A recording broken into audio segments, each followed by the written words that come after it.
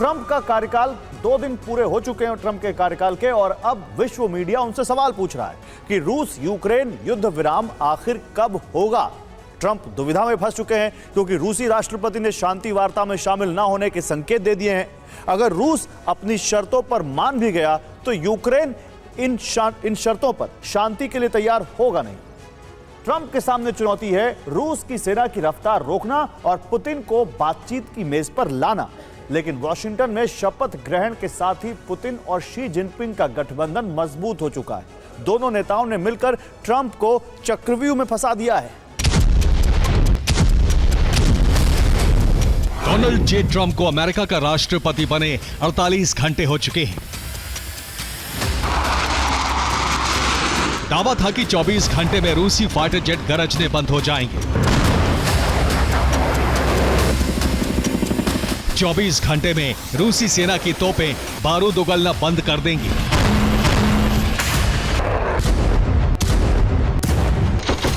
घंटे 48 बीत चुके हैं और अब ट्रंप के सामने चुनौती है कि वो रूस यूक्रेन युद्ध में शांति स्थापना कैसे कराएंगे।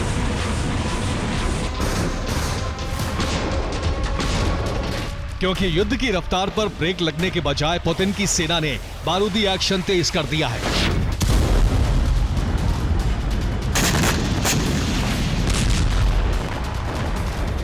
जनवरी को रूसी फोर्सेस ने पूर्वी यूक्रेन की राजधानी कहे जाने वाले खार्किव पर कामिकाज़े ड्रोन से हमले किए। रूस के ड्रोन हमले में खार्किव इंडस्ट्रियल एरिया के कई गैराज नष्ट हो गए। एक ड्रोन हमले से पार्किंग लॉट में खड़ी कई गाड़ियां क्षतिग्रस्त हो गईं। खार्किव के साथ साथ रूस ने कुपियांस्क पर भी 6 ड्रोन हमले किए हैं। रूस के इन हमलों में कुपियांस्क में यूक्रेनी सेना की एक चेक पोस्ट तबाह हो गई। ट्रंप के प्रस्ताव पर पुतिन का रुख क्या है, यह यूक्रेन पर जारी हमलों से समझा जा सकता है।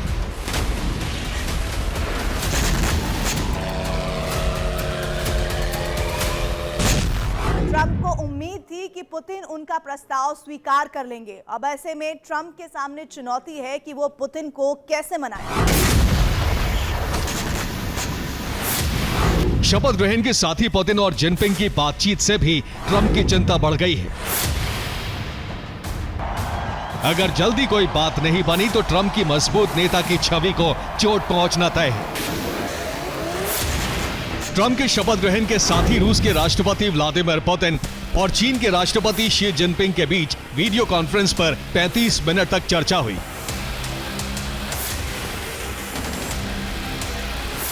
क्रेमलिन ने कहा है कि दोनों नेताओं के बीच डोनाल्ड ट्रंप के साथ सहयोग पर चर्चा हुई।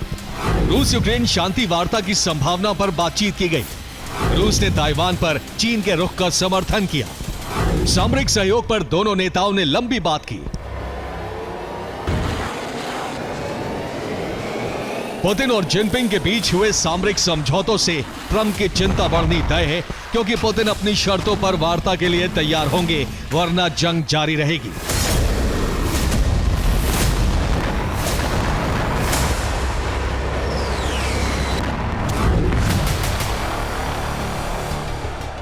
ट्रंप ने शांति स्थापना के लिए चीन से भी अपील की है कि जिनपिंग पुतिन को बनाने की कोशिश करें। वॉशिंगटन में पत्रकार इस मामले पर ट्रंप से सवाल भी पूछ रहे हैं। 24 घंटे में युद्ध का समाधान निकालने का दावा करने वाले ट्रंप 48 घंटे बाद तक पहला रास्ता खोज रहे हैं और इधर रूस ने यूक्रेन विजय की गति बढ़ा दी है।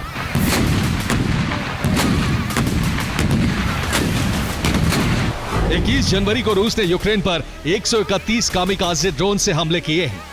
यूक्रेन का दावा है कि 72 ड्रोन डिफेंस सिस्टम ने हवा में नष्ट कर दिए। 16 ड्रोन टारगेट तक नहीं पहुंच पाए।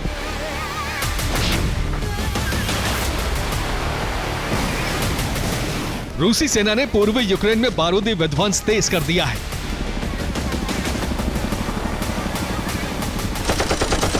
ट्रंप की शांति स्थापना प्रयासों के बीच राष्ट्रपति पुतिन ने पूर्वी यूक्रेन में अपने टॉप जनरल और फर्स्ट डिप्टी रक्षा मंत्री वालेरी गेरासिमोव को भेजा है।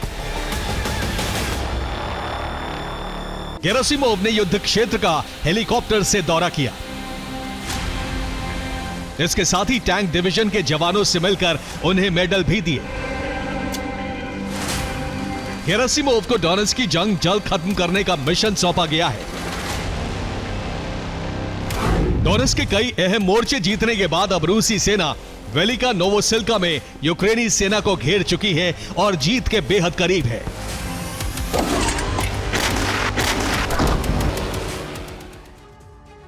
तो वेलिका नोवोसिल्का डोनेट्स्क प्रांत का अहम शहर है। ये कस्बा अभी यूक्रेन के नियंत्रण में है। इस कस्बे के दोनों ओर से दो नदियां बहती हैं। एक तरफ है काशला हैच नदी और दूसरी तरफ है मोखरी येली नदी। रूस ने इस शहर को तीन तरफ से घेर लिया है। दोनों नदियों के बाहरी किनारों से रूसी सेना ने हमले तेज कर दिए हैं। दोनों नदियों के किनारे पर यूक्रेनी सेना तैनात है और अब रूसी हमले इतने तेज हो रहे हैं कि यूक्रेनी सेना को पीछे हटना पड़ रहा है।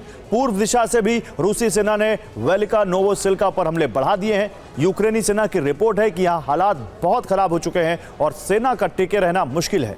बहुत जल्द रूस पोक्रोवस्क के करीब वेलिका नोवोसिल्का पर भी कब्जा करने वाला है।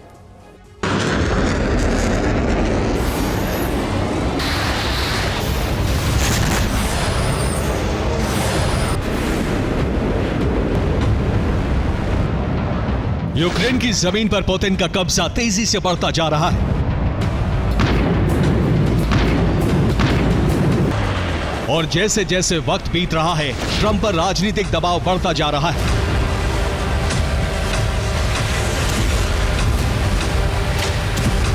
अपना दबाव घटाने के लिए 48 घंटे में ट्रंप इस मुद्दे पर 2 बार बोले। पहली बार कहा कि अगर पुतिन वार्ता के लिए तैयार नहीं होते तो वो रूस को बर्बादी के रास्ते पर ले जाएंगे और दूसरी बार रूस पर प्रतिबंध बढ़ाने की धमकी दी है। ट्रंप इस वक्त सबसे बड़ी दुविधा में है। अमेरिका के नए राष्ट्रपति के सामने पुतिन को मनाने की चुनौती है जो हर बीतते घंटे के साथ बड़ी होती जा रही है।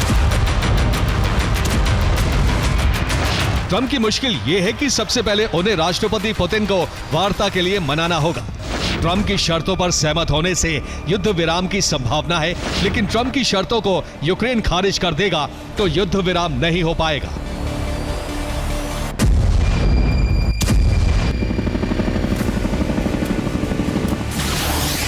युद्ध लंबा खींचता है तो ट्रंप को यूक्रेन को हथियार सप्लाई करने पर अंतिम फैसला लेना होगा। 9 जनवरी को ट्रंप से मिलने के बाद इटली की पीएम जॉर्जिया मेलोनी ने यह संकेत दिए थे कि अगर यह युद्ध लंबा चला तो ट्रंप यूक्रेन को हथियारों की सप्लाई जारी रखेंगे। यूक्रेन को हथियार सप्लाई का मतलब पुतिन से दुश्मनी लेना होगा और बाइडेन की नीतियों पर लौटना होगा। बाइडेन ने अपने कार्यकाल में यूक्रेन के लिए बड़ा फंड जारी किया था। यूक्रेन फंड में $380 करोड़ अभी बाकी हैं। इस फंड से यूक्रेन को हथियार दिए जा सकते हैं। प्रेसिडेंशियल ड्रॉ डाउन अथॉरिटी के पास यह फंड मौजूद है। अगर युद्ध लंबा खिंचा तो ट्रंप इस्तेमाल नहीं हुए फंड को जारी कर सकते हैं। युद्ध भड़का तो ट्रंप की छवि पर इसका असर होगा। इसीलिए ट्रंप डिप्लोमेसी और प्रेशर पॉलिटिक्स से पुतिन को वार्ता के लिए तैयार करना चाहते हैं। अगर ट्रंप की कोशिश कामयाब नहीं होती तो हर बीतते दिन के साथ युद्ध भड़कने का खतरा बढ़ता जा रहा है। Bureau report, TV9 Bharatvarsh.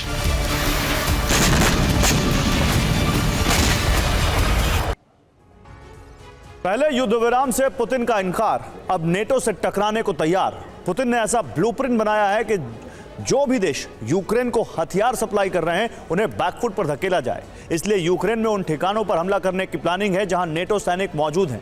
इसके अलावा उन हथियार डिपो को भी रूस तबाह कर सकता है जहां नेटो देशों से आए हथियार रखे हुए हैं। लेकिन ज़ेलेंस्की ने इससे पहले ही रूस में ताबड़तोड़ हमले करके 10 से ज्यादा शहरों को दहला दिया। ज़ेलेंस्की को उम्मीद जगी है कि पुतिन का युद्ध विराम से इनकार करना रूस अमेरिका में टकराव बढ़ा सकता है। ऐसे में ट्रंप से बात करके ज़ेलेंस्की हथियार मांग सकते हैं जिससे रूस में तबाही का अगला चरण शुरू किया जा सके। रूस पर पहला हमला।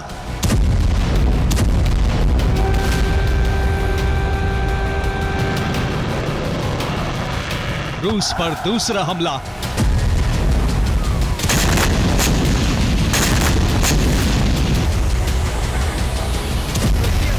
रूस पर तीसरा हमला।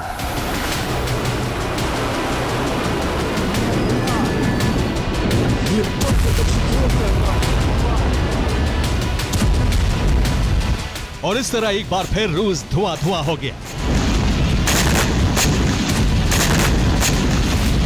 पुतिन ने युद्ध विराम से इनकार किया तो ज़ेलेंस्की को उम्मीद जगी कि अब अमेरिका रूस में टकराव हो सकता है।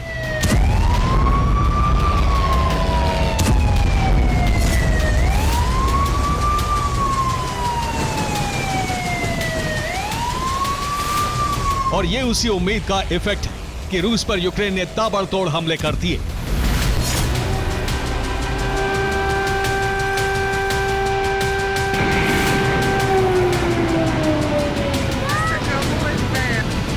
रूस के 10 से ज्यादा शहर हमले में सुलग उठे। 24 घंटे में 90 से ज्यादा अटैक किए गए, जिसमें नेटो से मिले हथियारों का इस्तेमाल हुआ। ड्रोन स्ट्राइक के अलावा यूक्रेन ने ब्रिटेन से मिली स्टॉर्म शैडो मिसाइल का इस्तेमाल किया। साथ ही फ्रांस से मिले स्कैल्प मिसाइलों से भी रूस के सैन्य ठिकानों को निशाना बनाया गया। साथ ही अटैक एमएस से भी रूस में तबाही मचाई गई। Army tactical missile system Ukraine को अमेरिका से मिला है।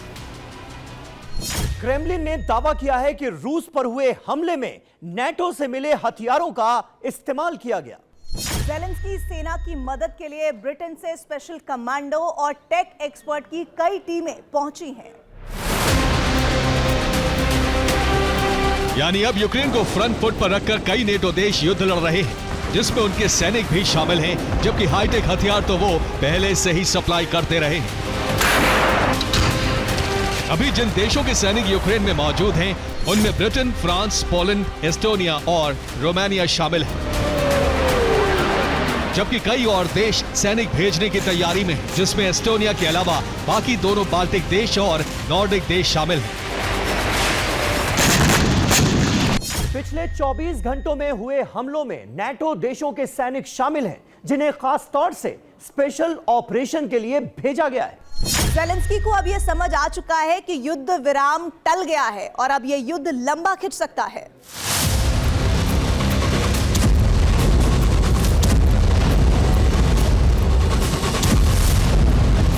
इसी वजह से ज़ेलेंस्की बड़ी तैयारी में जुट गए हैं और रूस पर हमले करके ज़ेलेंस्की ने इसका संकेत दिया है कि वो तैयार है।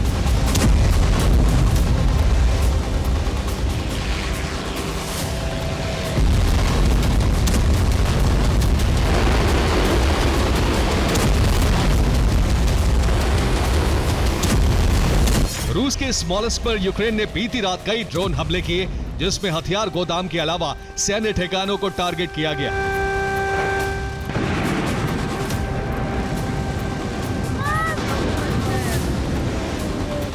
एक वीडियो भी सामने आया है जिसमें रूस ने यूक्रेनी ड्रोन को इंटरसेप्ट करने का दावा किया है।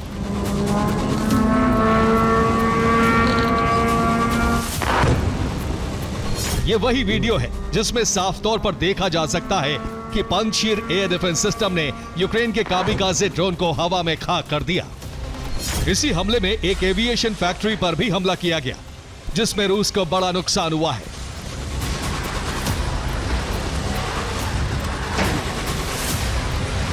रोस्तोव में हमले में तेल रिफाइनरी को टारगेट किया। यूक्रेन ने हमले के लिए 10 से ज्यादा ड्रोन भेजे थे, जिसमें से 8 हमला करने में कामयाब हुए। हमले से रिफाइनरी में आग लग गई।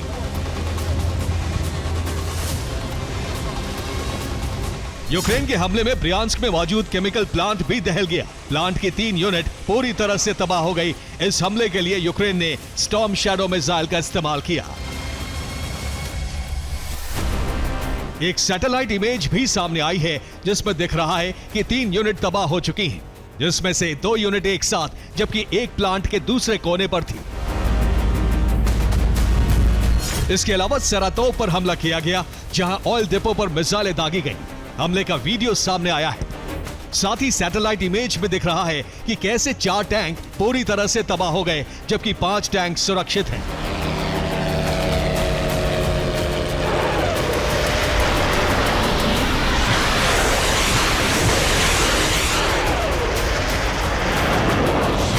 यूक्रेन ने कुछ घंटे पहले इसी तरह के हमले किए जिसमें उन हथियारों का इस्तेमाल किया जो नेटो से मिले। खास बात यह है कि उन्हें चलाने के लिए नेटो से पहुंचे कमांडर स्पेशल ट्रेनिंग दे रहे हैं। तो नेटो से मिले हथियारों के दम पर यूक्रेन ने जबरदस्त हमले किए, जिसमें रूस के कई शहरों पर ड्रोन स्ट्राइक की गई। स्मोलेंस्क में मौजूद एविएशन प्लांट हमले में खाक हो गया। स्मोलेंस्क प्लांट में फाइटर जेट सुखोई 25 का प्रोडक्शन होता है। हमले में 3 अंडर प्रोडक्शन सुखोई 25 पूरी तरह तबाह हो गए। यूक्रेन के हमले में सुखोई 25 के पार्ट्स भी नष्ट हो गए, साथ ही दूसरे कलपुर्जे भी नष्ट हो गए। प्लांट में KH-55 और KH-59 मिसाइलों का भी प्रोडक्शन हो रहा है। हमले के दौरान एक मिसाइल में विस्फोट हो गया, जिससे प्लांट का बड़ा हिस्सा तबाह हो गया। हालांकि रूस का दावा है कि उसने सुरक्षा के लिए एयर डिफेंस लगाए थे, जिन्होंने 3 ड्रोन मार गिराए।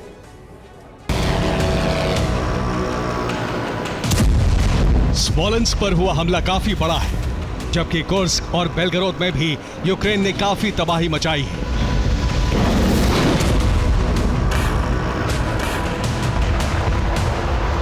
ये तुला पर हमले की सैटेलाइट इमेज है, जिसमें एक तरफ ऑयल डिपो पर हमले से पहले की तस्वीर है, जबकि दूसरी तरफ हमले के बाद की तस्वीर है। ऑयल डिपो में मौजूद 3 स्टोरेज टैंक पूरी तरह तबाह हो जाते हैं।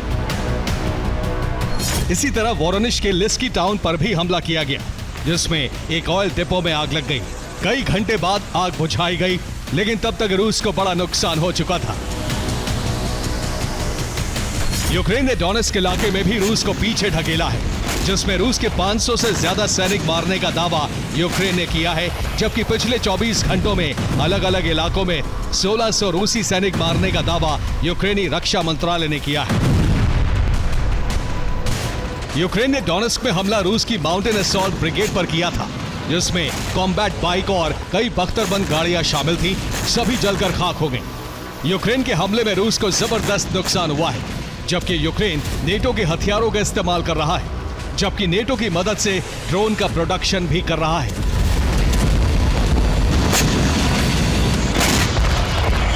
अब पुतिन ने इसका जवाब देने के लिए नया ब्लूप्रिंट बनाया है, जिसके बाद उन देशों पर हमला किया जा सका है। साथ ही यूक्रेन में उन सैन्य ठिकानों को तबाह किया जा सकता है जहां ब्रिटेन और फ्रांस से कमांडर पहुंचे हैं। ये ठिकाने पश्चिमी यूक्रेन में बताए जा रहे हैं। इन्हीं ठिकानों में यूक्रेनी सैनिकों को स्पेशल ट्रेनिंग दी जा रही है। दरअसल ये वही प्लान है जैसा F-16 की ट्रेनिंग देकर रूस में तबाही मचाई गई थी। अब दूसरे हाईटेक हथियारों की ट्रेनिंग देकर नेटो युद्ध में मदद कर रहा है। पुतिन इसके जवाब में यूरोप को निशाना बनाने के बजाय यूक्रेन में ही नेटो सैन्य ठिकानों को तबाह कर सकते हैं।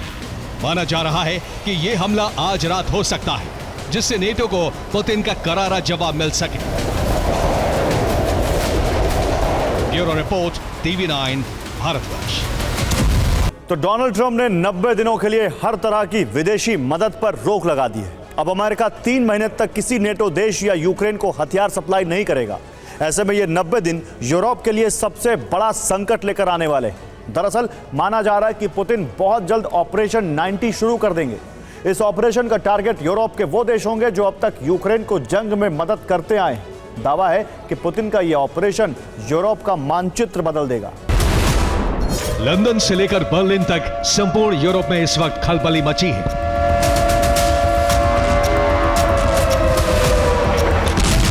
डर है यूक्रेन जंग के विस्तार का, जो किसी भी क्षण यूरोप तक हो सकता है।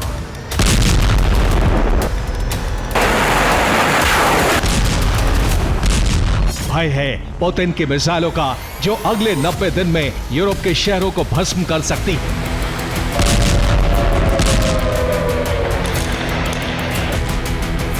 कयास लगाए जा रहे हैं कि पुतिन अगले 90 दिनों में हर उस देश को राख बनाने वाले हैं जिसने यूक्रेन को प्रत्यक्ष या अप्रत्यक्ष रूप से मदद दी, ज़ेलेंस्की को हथियार दिए या जीत का दिलासा दिया।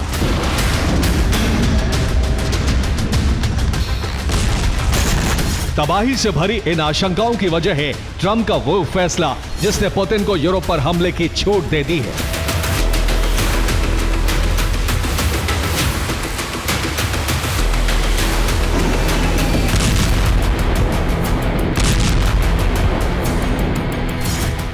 ट्रंप ने एक अध्यादेश पर हस्ताक्षर किए हैं, जिसके मुताबिक अगले 90 दिन तक अमेरिका कोई विदेशी मदद नहीं भेजेगा।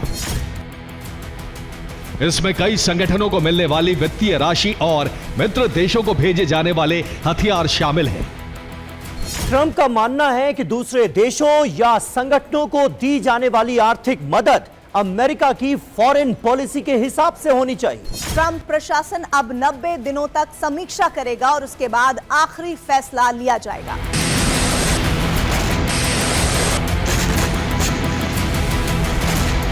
ट्रंप के इस फैसले से यूरोपीय देशों में डर व्याप्त है। माना जा रहा है कि पुतिन ट्रंप के फैसले का इस्तेमाल यूरोप को घुटनों पर लाने के लिए कर सकते हैं। इस बात की आशंका खुद ज़ेलेंस्की ने भी। दरअसल ज़ेलेंस्की इस वक्त दावोस में मौजूद हैं, जहां उन्होंने विश्व आर्थिक मंच से पुतिन के यूरोप प्लान का खुलासा किया। ज़ेलेंस्की ने साफ साफ कहा कि पुतिन का लक्ष्य सिर्फ यूएसएसआर बनाना नहीं, बल्कि यूरोप को भी राख करना है।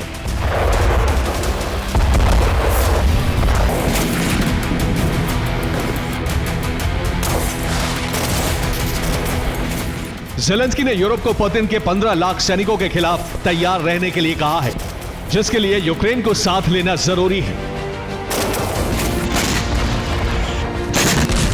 ज़ेलेंस्की के मुताबिक अगर यूरोपीय देशों को खुद की रक्षा करनी है तो यूरोप के टॉप देशों को यूक्रेन के साथ आना होगा।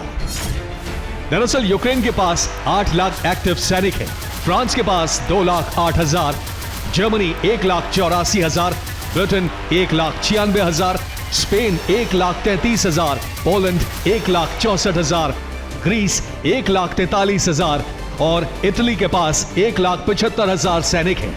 वहीं रूस के पास 15 लाख एक्टिव सैनिक हैं। अगर ये सभी देश साथ आते हैं तो कुल एक्टिव सैनिकों की संख्या 20,03,000 होगी, जो रूस के 15 लाख एक्टिव सैनिकों का सामना कर सकते हैं।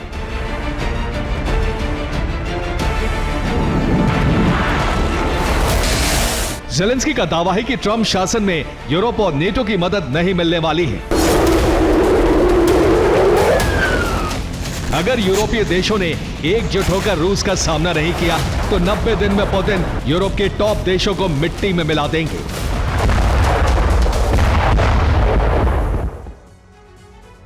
दरअसल आने वाले 90 दिनों में पुतिन यूरोपीय देशों के खिलाफ बड़ा ऑपरेशन शुरू कर सकते हैं। यह ऑपरेशन 2 चरणों में होगा।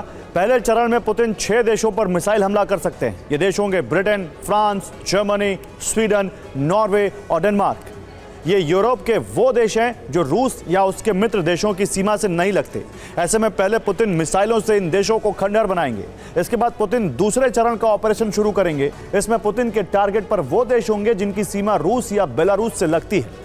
दूसरे चरण में Putin Finland, Estonia, Latvia, Lithuania और पोलैंड पर हमला कर सकते हैं। इन देशों में पुतिन मिसाइल अटैक के साथ ही ग्राउंड ऑपरेशन भी शुरू कर सकते हैं ताकि यूक्रेन की तरह इनकी जमीन पर कब्जा किया जा सके।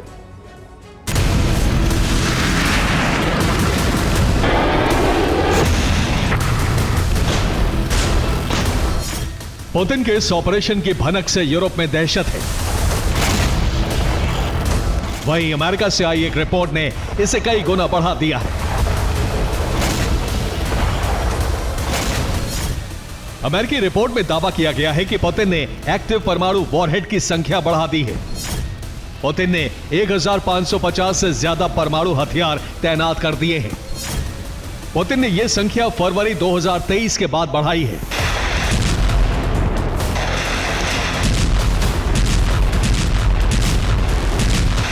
ये 21 फरवरी 2023 की तस्वीरें हैं जब पुतिन ने राष्ट्र को संबोधित करते हुए रूस को न्यू स्टार्ट संधि से अलग करने का ऐलान किया था।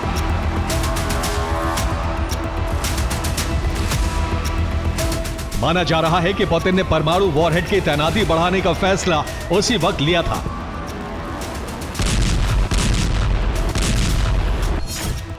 साल 2010 में अमेरिका और रूस के बीच न्यू स्टार्ट संधि हुई थी। यह संधि दोनों देशों को नए परमाणु वॉरहेड बनाने और उनकी तैनाती की सीमा तय करती थी।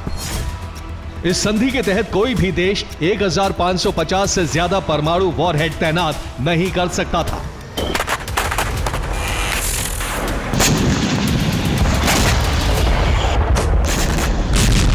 रूस के एक्टिव परमाणु वॉरहेड की संख्या बढ़ना यूरोप में आने वाले अनिष्ट का संकेत माना जा रहा है। इधर बेलारूस से भी खतरे की घंटी सुनाई दे रही है। दरअसल रूस बेलारूस में न्यूक्लियर पावर प्लांट बनाने जा रहा है, जिसे लेकर जल्द लुकाशेंको पुतिन की मुलाकात होने वाली है। माना जा रहा है कि इस पावर प्लांट की आड़ में पुतिन बेलारूस में न्यूक्लियर हथियार तैनात करने वाले हैं।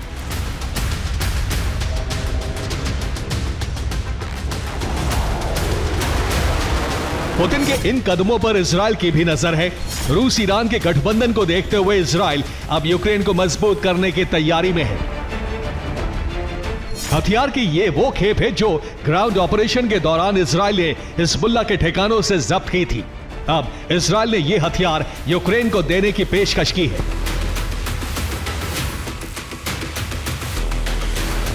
साफ है, ट्रंप के 90 दिन के प्रतिबंध से इस वक्त दुनिया में जबरदस्त हलचल है। डर है आने वाले 90 दिन यूरोप का मानचित्र बदल सकते हैं, जो दुनिया में महायुद्ध की शुरुआत होगी। Bureau report, TV9 Bharatvarsh.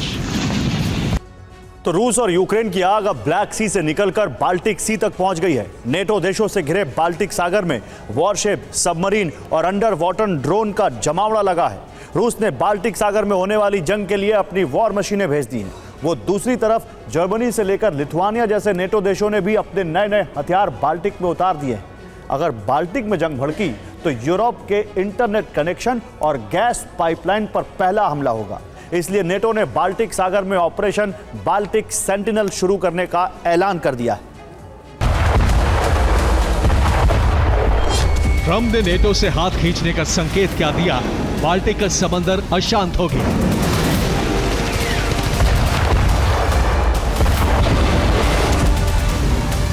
अभी ब्लैक सी में लगी आग बुझी नहीं है और बाल्टिक सागर में नई जंग की शुरुआत होगी।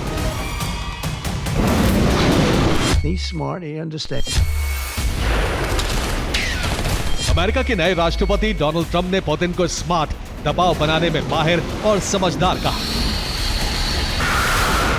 और रूस के राष्ट्रपति ने बता दिया कि ट्रंप उनके बारे में ऐसी राय क्यों रखते हैं।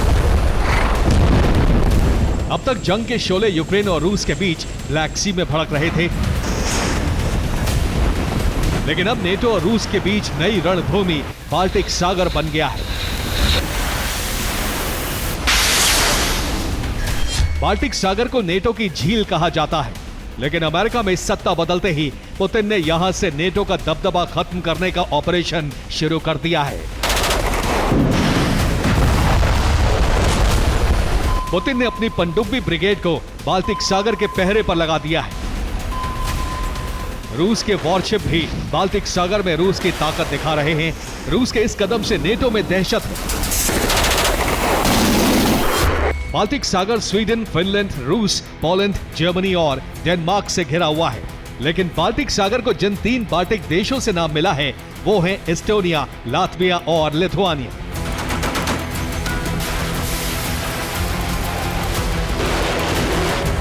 बाल्टिक सागर से पूरे यूरोप की इंटरनेट कनेक्टिविटी सुनिश्चित करने वाली केबल गुजरती है। बाल्टिक सागर से यूरोप के देशों तक गैस और कच्चे तेल की सप्लाई करने वाली पाइपलाइन भी गुजरती है, यानी बाल्टिक से यूरोप की लाइफलाइन गुजरती है। और अगर रूस ने यह लाइफलाइन काट दी तो आधा यूरोप बिना युद्ध लड़े घुटनों पर आ जाएगा।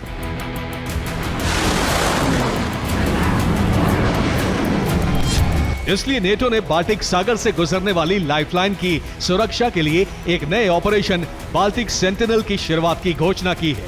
नेटो के बाल्टिक सेंटिनल में वॉरशिप और फाइटर जेट्स हर वक्त बाल्टिक सागर की सख्त निगरानी रखेंगे। नेटो ने बाल्टिक सेंटिनल के तहत एक समुद्री ड्रोन बेड़े की भी तैनाती की है।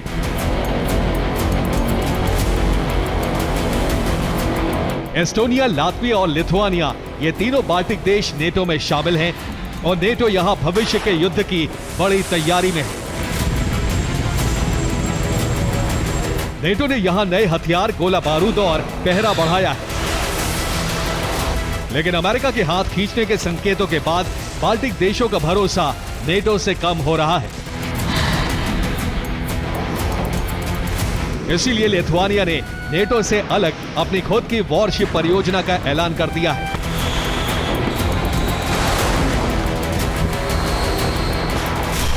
बाल्टिक सागर में गश्त के लिए लिथुआनिया अपने पेट्रोलिंग जहाज विकसित कर रहा है। लिथुआनिया की नौसेना ने अपने आधुनिक पेट्रोलिंग जहाज का डिजिटल मॉडल दिखाया है। लिथुआनिया के इस जहाज का नाम परकुनास है। परकुनास वज्रपात करने वाला बाल्टिक पौराणिक योद्धा का नाम है। लिथुआनिया की नेवी ऐसे कई और वॉरशिप विकसित कर रही है जिनमें सबसे आधुनिक तोपें लगी होंगी और ये पेट्रोलिंग जहाज जरूरत पड़ने पर बारूद भी बरसा सकेंगे। दूसरी तरफ जर्मनी ने भी बाल्टिक सागर की सुरक्षा के लिए नया अंडर वाटर ड्रोन ऑपरेशन शुरू कर दिया है। जर्मनी ने बाल्टिक सागर में गश्त के लिए पानी के नीचे स्टेल्थ ड्रोन ब्लू व्हेल तैनात की है। जर्मनी के इस सबसे आधुनिक अंडर वाटर ड्रोन को इजराइल की रक्षा फर्म ने तैयार किया है।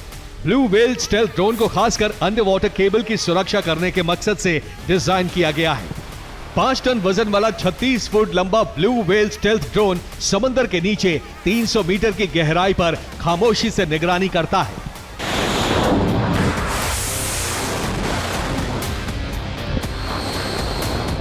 रूस यूक्रेन युद्ध शुरू होने के बाद बाल्टिक सागर में कम से कम 4 बार इंटरनेट केबल काटी गई है। पिछले साल बाल्टिक सागर से गुजरने वाली एस्टलिंक 2 ऑप्टिकल फाइबर केबल काट दी गई थी। यह केबल फिनलैंड और एस्टोनिया के बीच काटी गई थी। नेटो को शक है कि यह रूस और चीन ने जानबूझकर इन ऑप्टिकल फाइबर केबल को काटा था।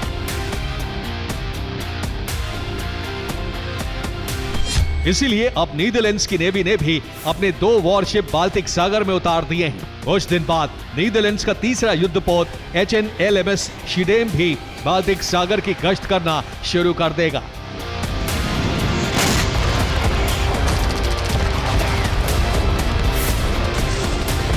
यानी बाल्टिक सागर में वॉरशिप, सबमरीन और ड्रोन बढ़ते जा रहे हैं।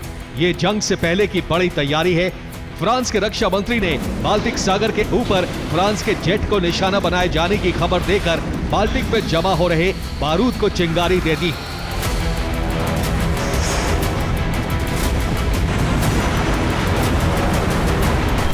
फ्रांस के रक्षा मंत्री सेबेस्टियन लेकार्नू ने दावा किया है कि 17 जनवरी को फ्रांस के एक समुद्री गश्ती विमान ने बाल्टिक सागर के ऊपर से उड़ान भरी थी और रूस की तरफ से जमीन से हवा में मार करने वाले डिफेंस सिस्टम ने उसे मार गिराने के लिए लॉक किया था।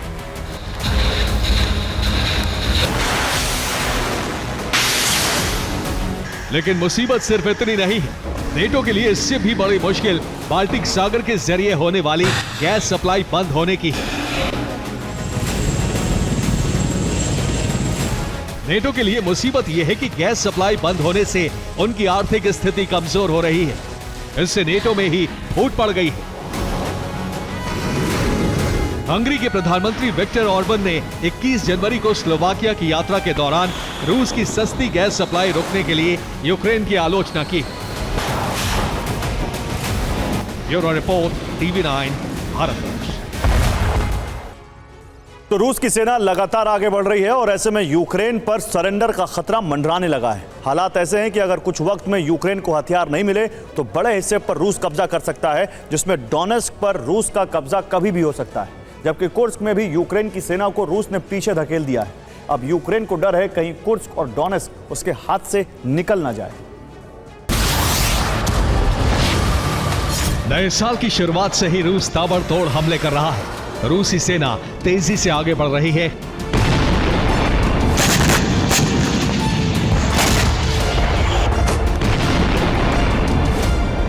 कई इलाकों से यूक्रेनी सैनिक पोस्ट छोड़कर भाग रहे हैं। यूक्रेनी सेना का मनोबल गिर रहा है।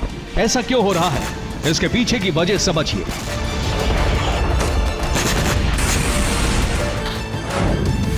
यूक्रेन के हथियार खत्म हो रहे हैं। अमेरिका ने सैन्य मदद रोक दी है। कई नेटो देश हथियार देने से पीछे हट रहे हैं। यूक्रेनी सैनिक थक चुके हैं। रूस के हमले लगातार बढ़ रहे हैं। कई हिस्सों पर रूस का कब्जा हो चुका है।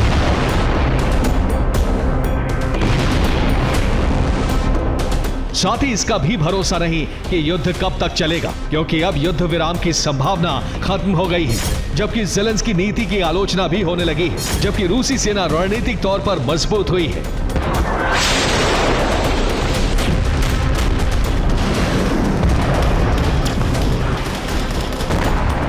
अब सवाल उठ रहा है, क्या कुर्स्क यूक्रेन के हाथ से चला जाएगा? क्या संपूर्ण डोनेस्क पर रूस का कब्जा हो जाएगा? अगर ऐसा हुआ तो यूक्रेन की हार सिर्फ एक कदम दूर रह जाएगी।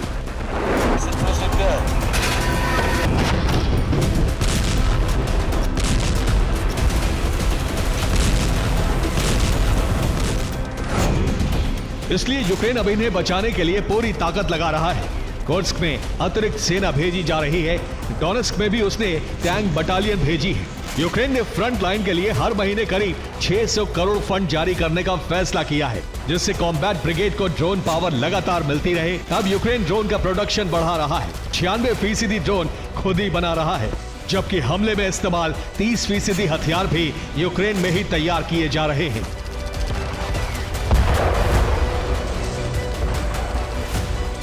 सेना युद्ध में टिकी रहे, इसके लिए ज़ेलेंस्की नई रणनीति बना रहे हैं। इसके लिए ज़ेलेंस्की ने सेना के टॉप कमांडर्स और कैबिनेट के साथ मीटिंग की, जिसमें कई फैसले लिए गए। ज़ेलेंस्की ने कहा है, हमने परिस्थिति का आकलन किया है, हर यूनिट कमांडर से इनपुट लिया है। अब फ्रंट लाइन को पहले से ज्यादा मजबूत किया जा रहा है। सैनिकों को अलग अलग मोर्चों पर शिफ्ट किया जा रहा है। साथ ही ज्यादा से ज्यादा हथियार मंगाए जा रहे हैं, जिसमें नेटो ने सहयोग का आश्वासन दिया है।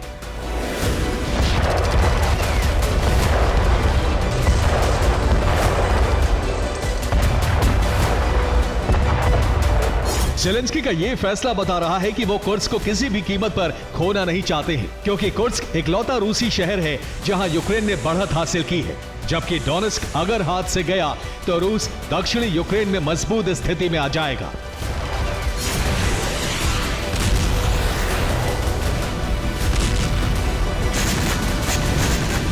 यूक्रेन के लिए लगातार स्थिति गंभीर होती जा रही है, क्योंकि दक्षिणी डोनेस्क में रूस करीब करीब कब्जा कर चुका है। तीन तरफ से डोनेस्क में रूसी सेना आगे बढ़ रही है।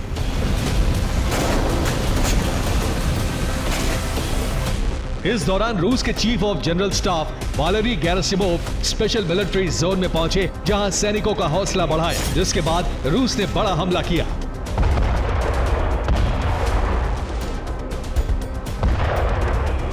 अब रूस की सेना पोक्रोवस्क में ग्रे जोन को बढ़ा रही है, जिससे यूक्रेनी सेना को घेरा जा सके। इसी तरह के हालात टोरेस्क और कुराखोव में भी बने हुए हैं। अब डोनेस्क में यूक्रेन के पास पीछे हटने के अलावा कोई दूसरा रास्ता नहीं बचा है।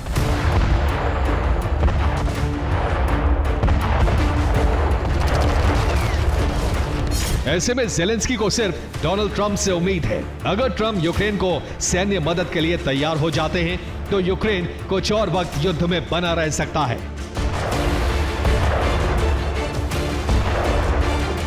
Bureau report, TV9 Bharatvarsh.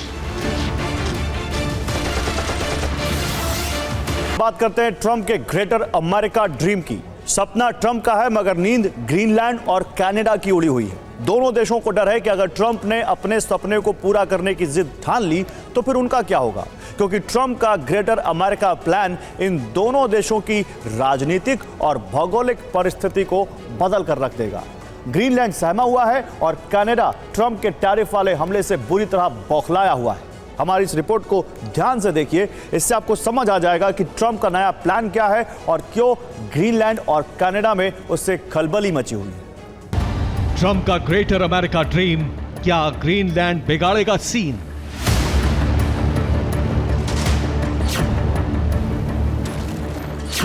Canada पर टैरिफ की मार, ट्रूडो की धमकी आर या पार।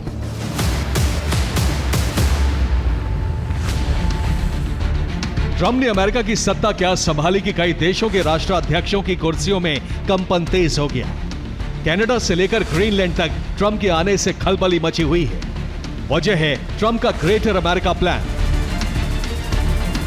वही प्लान जिसका जिक्र वो अपनी कई चुनावी रैलियों में कर चुके हैं। एक बार आपको फिर से बता दें कि ग्रेटर अमेरिका प्लान के तहत ट्रंप क्या सोचते हैं। दरअसल अपने ग्रेटर अमेरिका प्लान के तहत ट्रंप कनाडा को अमेरिका का 51वां राज्य बनाना चाहते हैं। इसी ग्रेटर अमेरिका प्लान के तहत वो ग्रीनलैंड को अमेरिका में शामिल करना चाहते हैं और इसके अलावा ग्रेटर अमेरिका के लिए वो पैनामा नहर पर भी कब्जा करना चाहते हैं। मगर ग्रीनलैंड पहले भी ट्रंप को नॉट फॉर सेल का बोर्ड दिखा चुका है और अब वहां के पीएम के ताजा बयान से ट्रंप के सपने पर जरूर चोट लगी होगी। ग्रीनलैंड के प्रधानमंत्री म्यूट एगेडे ने एक प्रेस कॉन्फ्रेंस में कहा, हम ग्रीनलैंड के वासी हैं, हम अमेरिकी नहीं बनना चाहते, हम डैनिश भी नहीं बनना चाहते। ग्रीनलैंड का भविष्य ग्रीनलैंड ही तय करेगा। यह महज एक बयान नहीं है, बल्कि यह जवाब है दुनिया की सबसे ताकतवर कुर्सी पर बैठे उस शख्स को जो ग्रीनलैंड को किसी भी कीमत पर पाना चाहता है। हम बात कर रहे हैं डोनाल्ड ट्रंप की। ट्रंप कई बार अपनी मंशा जाहिर कर चुके हैं और शपथ लेने के बाद भी वो अपने रुख पर कायम हैं। अब एक सवाल आपके मन में आ रहा होगा कि आखिर ट्रंप की ग्रीनलैंड में इतनी दिलचस्पी क्यों है? तो आपको बता दें कि अगर ट्रंप ने ग्रीनलैंड को अमेरिका का हिस्सा बना लिया तो वहां से रूस और यूरोप पर नजर रखना आसान हो जाएगा। ग्रीनलैंड में दुर्लभ खनिज, तेल और गैस का भंडार है जिस पर अमेरिका का कब्जा हो जाएगा। बर्फ पिघलने से नए समुद्री रास्ते खुलेंगे और अमेरिका को व्यापार करना आसान हो जाएगा। साथ ही इस फैसले से अमेरिका की भौगोलिक और सामरिक स्थिति मजबूत होगी। इसलिए ट्रंप हर हाल में अपने ग्रेटर अमेरिका का ड्रीम पूरा करना चाहते हैं। इस ग्रेटर अमेरिका प्लान की दूसरी कड़ी है कनाडा। वही कनाडा जिसके पिछले कुछ वक्त से अमेरिका के साथ रिश्ते तल्ख चल रहे हैं। शपथ ग्रहण के साथ ही ट्रंप ने ऐलान कर दिया था कि वो कनाडा से आयात होने वाले सामान पर 25% तक टैरिफ बढ़ाएंगे। सबसे बड़ी बात यह कि टैरिफ बढ़ाने का काम 2 हफ्तों के अंदर किया जाएगा। इस बात से कनाडा के कार्यवाहक पीएम जस्टिन ट्रूडो बौखला गए हैं। उन्होंने नए टैरिफ लगाने की बात सुनते ही ट्रंप को सीधी धमकी दे डाली। एक कार्यक्रम में जस्टिन ट्रूडो ने कहा, अगर डोनाल्ड ट्रंप टैरिफ लगाने की योजना के साथ आगे बढ़ते हैं तो कनाडा इसका कड़ा जवाब देगा। हम ट्रंप को पीछे हटाने और अमेरिका को आर्थिक नुकसान पहुंचाने के लिए तैयार हैं। इस मुद्दे पर कनाडा बहुत मजबूत कार्रवाई करेगा। हालांकि अभी जैसी हालत कनाडा की है उसे देखते हुए ट्रूडो के बयान को सिर्फ एक गीदड़ भभकी कहा जा सकता है, क्योंकि कनाडा अपने आंतरिक राजनीतिक और सामाजिक युद्धों में बुरी तरह उलझा हुआ है। इसलिए वो अमेरिका का कुछ बिगाड़ पाएगा, इस पर थोड़ा संदेह है। मगर ट्रंप का टैरिफ का फैसला अमेरिका को थोड़ी मुश्किलों में जरूर डाल सकता है। वो कैसे, ये भी आपको समझा देते हैं। अमेरिका और कनाडा के बीच 2022 में $908.9 बिलियन का कारोबार हुआ, जिसमें $481.2 बिलियन का आयात शामिल था। मुख्य रूप से अमेरिका कनाडा से मोटर व्हीकल, खनिज ईंधन, रसायन, पेय पदार्थ और रसायन का आयात करता है। अगर ट्रंप ने इन सब पर 25% टैरिफ लगाया तो ये चीजें अमेरिका के बाजार में भी महंगे दाम पर बिकेंगी और ऐसा होने पर ट्रंप का ये फैसला अमेरिकी जनता को बहुत महंगा पड़ सकता है।